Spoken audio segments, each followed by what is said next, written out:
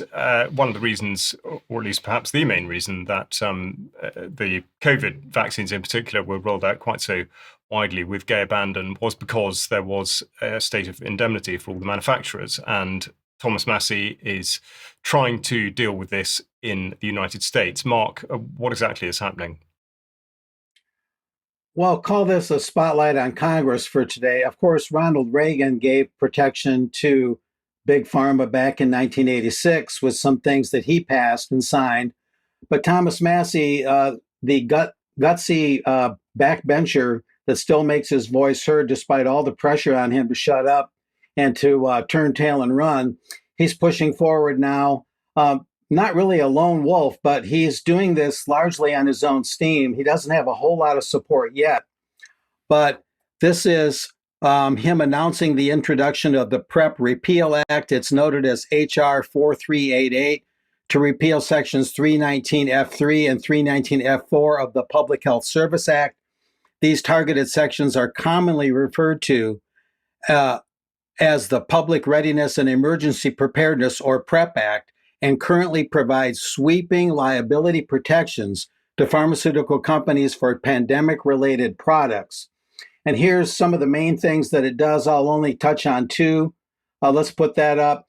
It fully repeals the liability shields and the compensation fund provisions under this PrEP Act, and it restores civil remedy rights, that is civil remedy rights, under federal and state law for those harmed by pandemic products. So right now, according to Congress.gov, which is the Library of Congress, the main site for Congress, it doesn't have any co-sponsors yet. It was just introduced, but it's important to get this out there. Those overseas need to be aware of it, and American viewers, of course, need to take action if they're so inclined. Thomas Massie's personal website, well, his official website, that is for Congress, is very open to people calling. He has a very open policy, whether it's media or his constituents. And of course, non-constituents can call. It's not forbidden or anything like that, to call and voice their support and to learn more about his call for repeal of the PrEP Act. Here's a couple of his most important quotes. He had this to say, and this is interesting. I put emphasis on this. The PrEP Act is medical malpractice martial law. Interesting choice of words there. The 2005 PrEP Act prevents people from holding corporations accountable for the pain and suffering they cause during presidentially declared emergencies. An important caveat there. And moving on from there, one other quote from Mr. Massie. Again, I added some emphasis. Americans deserve the right to seek justice when injured by government-mandated products. The PrEP Repeal Act will restore that right, says the Kentucky Republican District 4.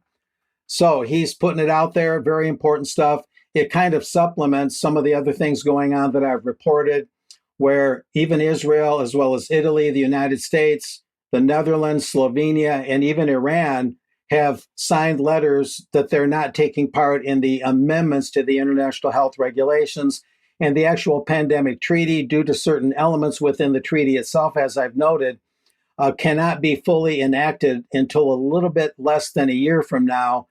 Because of those provisions, and that's when the final signatures would be put into that thing, and only then would it be official. So we've got some time on the treaty.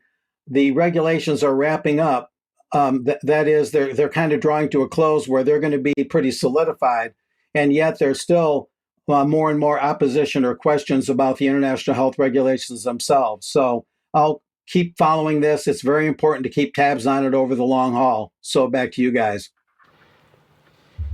Thanks very much, Mark. Yeah, it is indeed very important to keep that in mind, and good for Thomas Massie having a go. There will be monumental corporate pressure pushing back the other way against any efforts to repeal that act, one would imagine. Thomas Massie notable, of course, because he was also behind the Prime Bill, which concerned regulation for slaughter on a small scale for the sort of smaller